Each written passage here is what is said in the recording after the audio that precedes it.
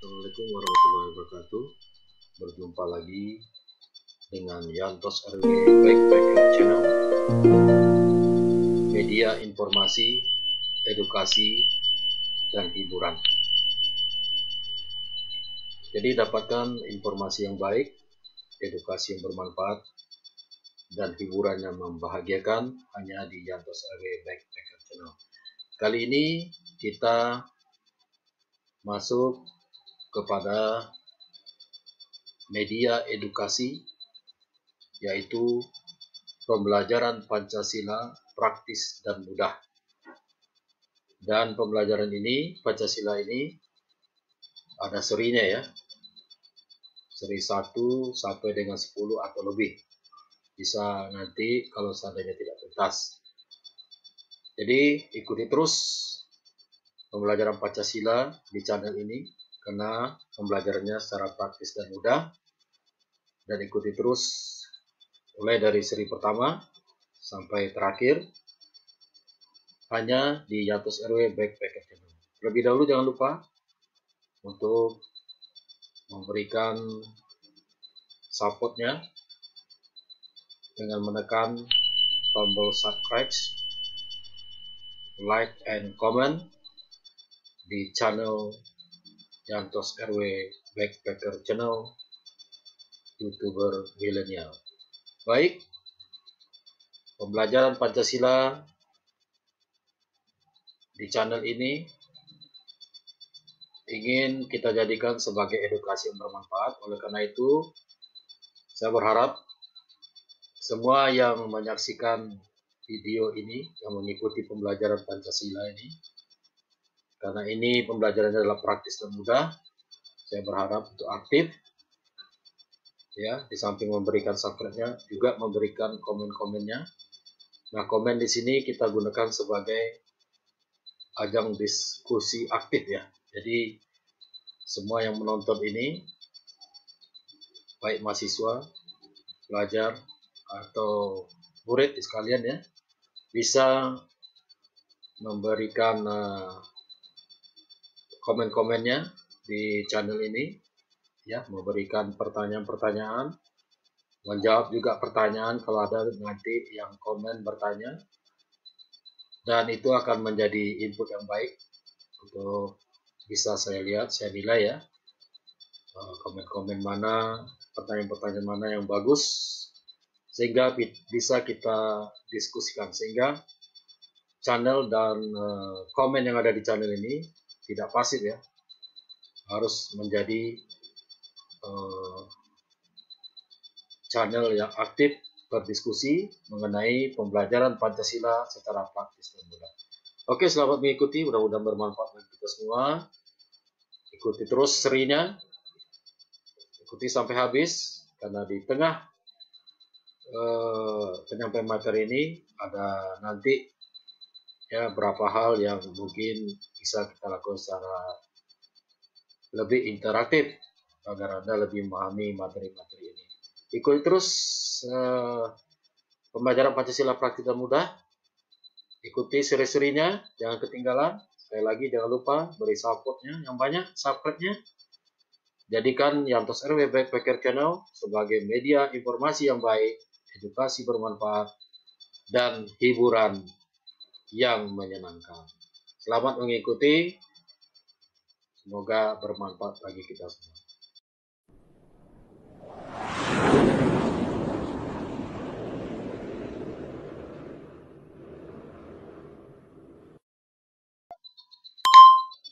Baik, kita lanjutkan seri pembelajaran Pancasila secara praktis dan mudah. Kali ini kita mengangkat topik mengenai Pancasila dalam kajian sejarah ya.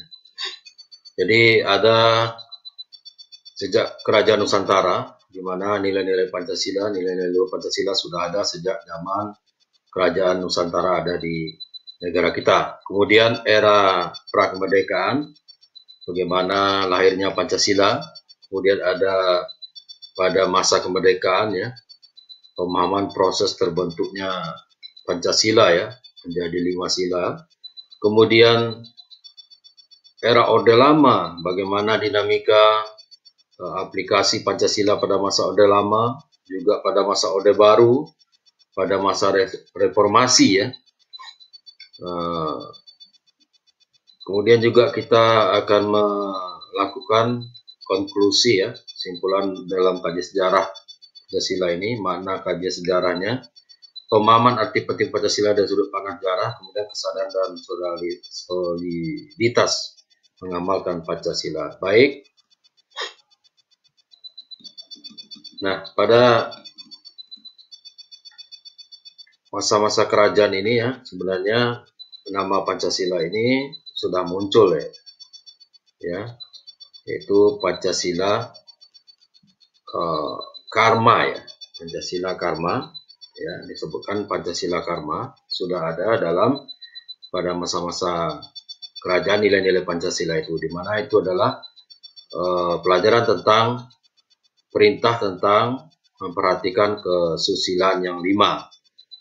Nah, itu bisa kita artikan setelah adanya muncul nilai-nilai Pancasila dan munculnya nama Pancasila.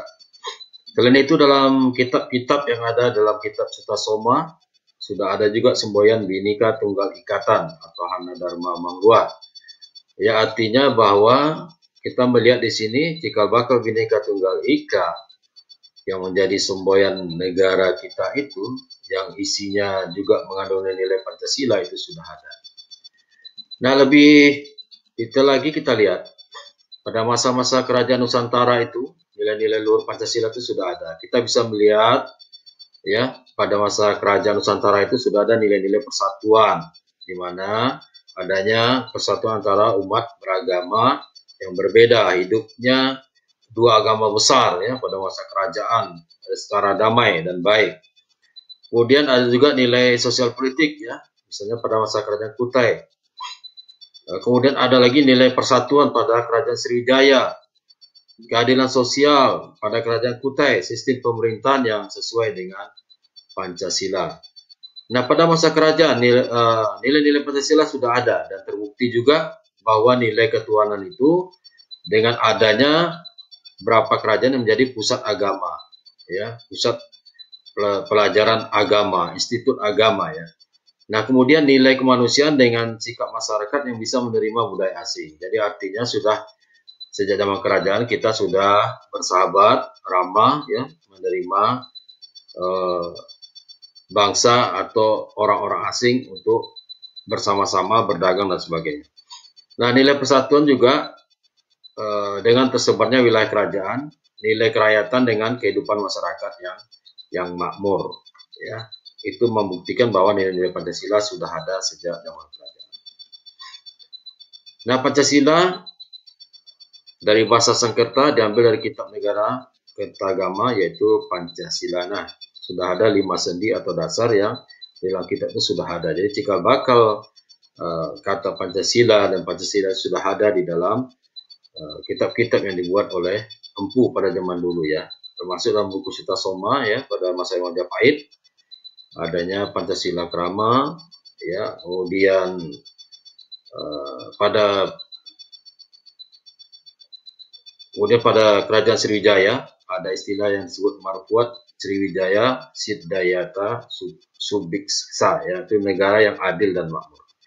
Nah, pada masa kerajaan Kutai, Sriwijaya, Majapahit ya, walaupun nama Pancasila itu secara lahir belum ada, namun amalan yang sesuai dengan Pancasila itu telah ada di masa kerajaan-kerajaan tersebut ya. Nah,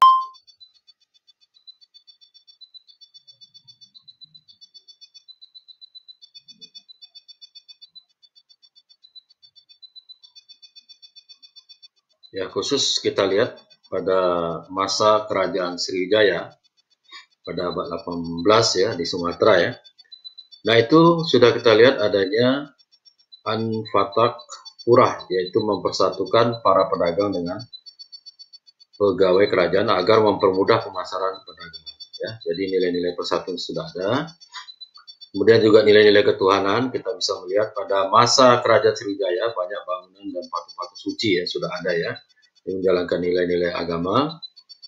Kemudian persatuan nilai kemanusiaan, di mana pemerintah atas dasar musyawarah dan keadilan sosial sebagai azas yang menjiwai bangsa Indonesia. Jadi pada masa kerajaan Sriwijaya ini sudah kita lihat nilai-nilai Pancasila itu dijalankan. Kemudian adanya umat agama Buddha dan Hindu yang berdampingan, ya, telah terjadi toleransi, ya. Kemudian terjalinnya hubungan Sriwijaya dan India, ya.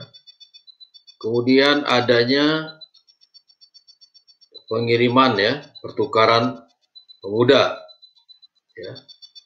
Nah, di sini dilihat bahwa nilai-nilai Pancasila ini sudah dijalankan pada masa pemerintahan Sriwijaya, baik itu nilai ketuhanan, ya, nilai-nilai kemanusiaan, persatuan, keadilan, ya. Nah, begitu juga pada masa kerajaan Majapahit, ya, di mana ada hubungan yang baik antara Raja Hayam Wuruk dengan kerajaan di Tiongkok, ya.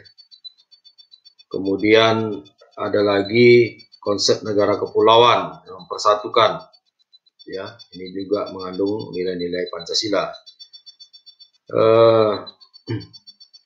Negara yang berdaulat, pusat pelayanan dan perdagangan, sehingga rakyat menjadi makmur. Nah, apa yang dijalankan di masa kerajaan ini ternyata sudah mencerminkan nilai-nilai luhur dari Pancasila. Nah, selanjutnya khusus pada masa kerajaan Majapahit, ya, telah kita sampai juga tadi, adanya buku, ya, atau kitab Negara Kertagama, di dalamnya ada istilah Pancasila. Putan Tular juga pernah menulis Sutasoma, ya, sebagai nilai-nilai persatuan Bhinneka Tunggal Ika. Pada kerajaan Majapahit juga adanya dua agama besar yang hidup berdampingan, ya. Artinya toleransi itu sudah ada dan nilai-nilai religius ketuhanan itu sudah ada. Kemudian Bhinneka Tunggal Ika, ya, sebagai semboyan bangsa kita, persatuan, ya. Nah, kemudian pada masa kerajaan lain juga, ya, nilai-nilai ketuhanan, nilai kemanusiaan pada masa kerajaan Airlangga itu juga sudah ada, ya.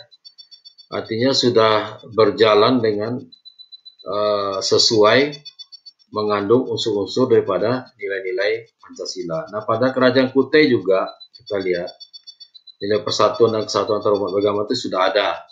Nilai sosial, nilai politik, nilai ketuhanan, nilai kemanusiaan, ya. Adanya Bhinneka Tunggal Ika, persatukan wilayah Nusantara,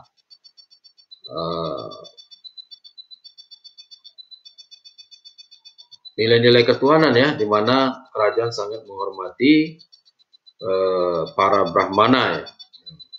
Ini tandai dengan adanya prasasti, ya, prasasti 7 Yupa, ya, sebagai penghormatan dari para Brahmana terhadap kerajaan yang telah memperhatikan kaum Brahmana. Dan juga pada kerajaan Airlangga itu sudah ada hubungan perdagangan, artinya telah membuka diri dengan bangsa-bangsa lain.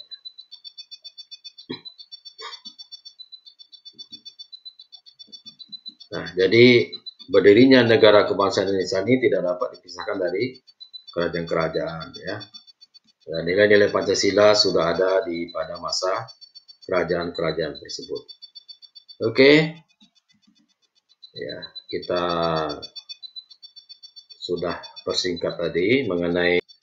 Jadi pada masa kerajaan Kutai kita bisa lihat nilai-nilai Pancasila yang sudah ada, yaitu nilai ketuhanan, di mana sudah religius yang memeluk agama Hindu.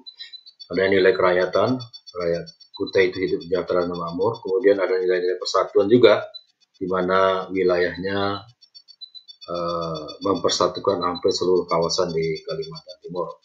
Nah, pada masa kerajaan Majapahit itu juga kita lihat sudah mempunyai penasehat-penasehat yang dimana tujuannya adalah untuk musyawarah mufakat dalam sistem pemerintahan kerajaan Majapahit. Ini juga kita masuk ke dalam kategori nilai-nilai Pancasila, yaitu sila keempat. Kemudian juga di kerajaan Sriwijaya, ya itu banyak sekali ya peninggalan-peninggalan prasasti yang menunjukkan bahwa Sriwijaya itu sudah menjalankan nilai-nilai ketuhanan. Nah, jadi apa yang bisa kita simpulkan dari kerajaan Sriwijaya menjalankan nilai Pancasila tadi? Yaitu nilai sila pertama terwujud dengan adanya agama Buddha dan Hindu hidup berdampingan secara damai. Ya. Dan ada juga pusat kegiatan pembinaan agama Buddha di kerajaan Sriwijaya. Kemudian nilai sila kedua itu bisa dilihat terjalinnya hubungan antara Sriwijaya dengan India. Pada nilai sila ketiga, Sriwijaya sebagai negara maritim telah menerapkan konsep wawasan Nusantara ya sebagai negara kepulauan. Nah, nilai sila keempat, di mana kerajaan Sriwijaya telah memiliki kedaulatan yang luas, meliputi Siam dan Semenanjung Melayu.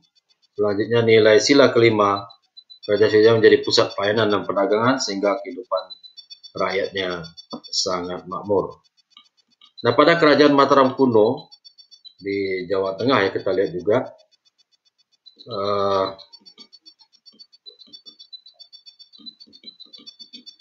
kita lihat pada masa Mataram kuno ini memiliki raja yang arif dan bijaksana, adanya ikatan baik antara raja dengan para Brahmana ya.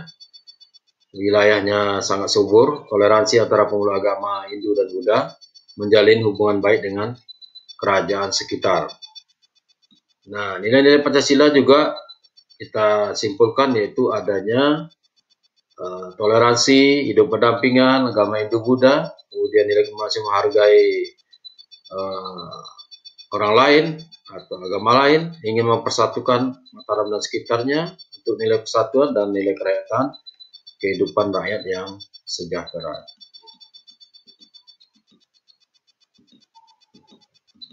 Nah, kita lihat lagi.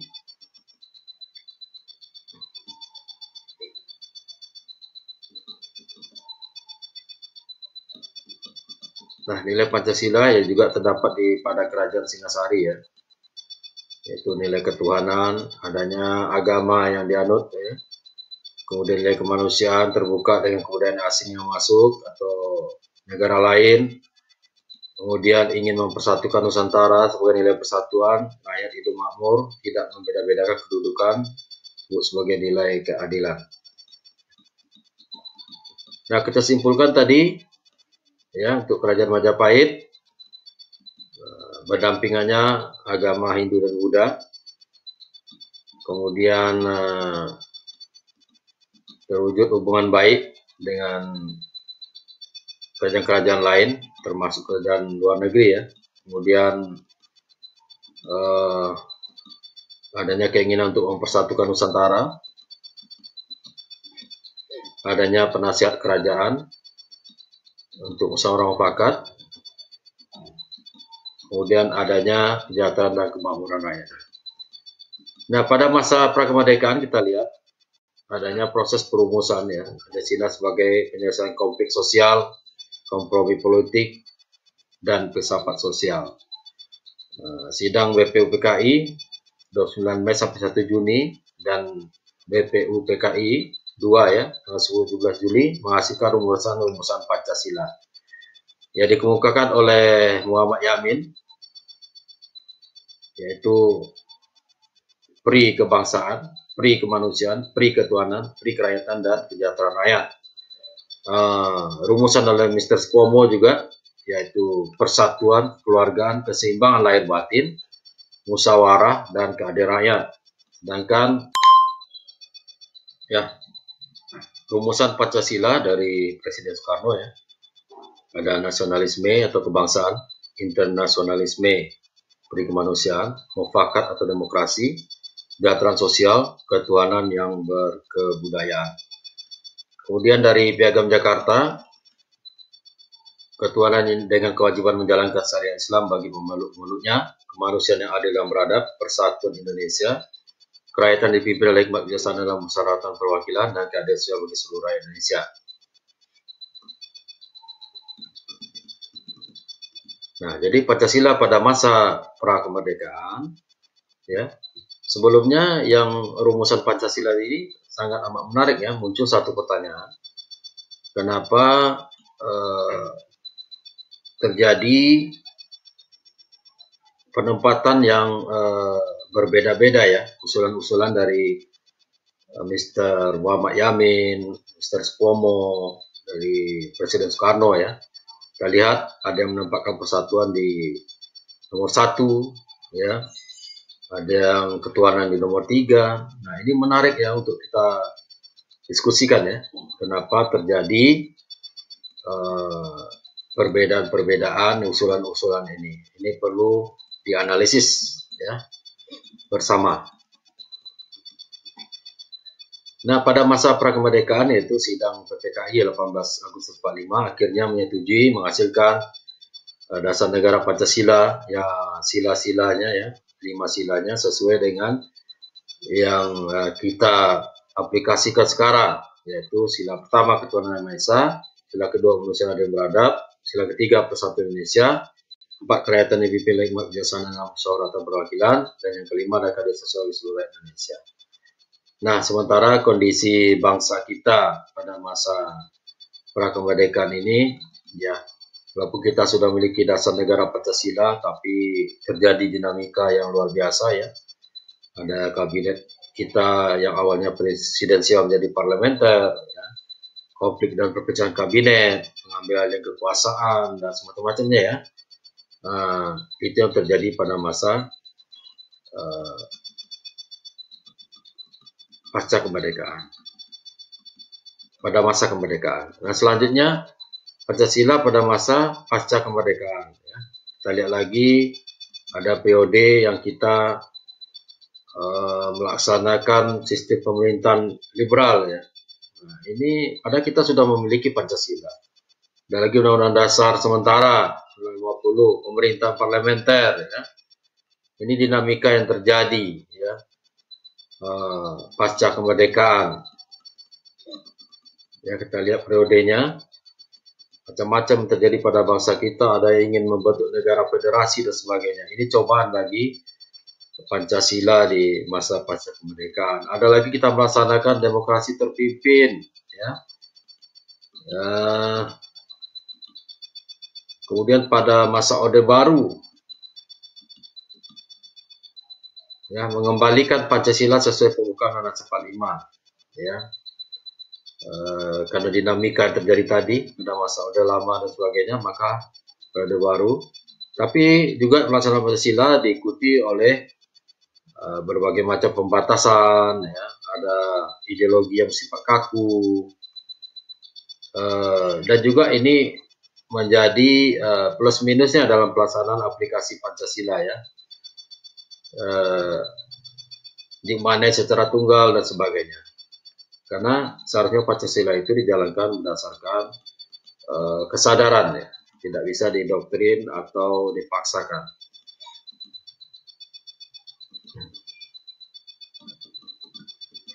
Nah, pada masa reformasi ya, kita lihat ada terjadi beberapa dinamika ya untuk pesanan Pancasila ya.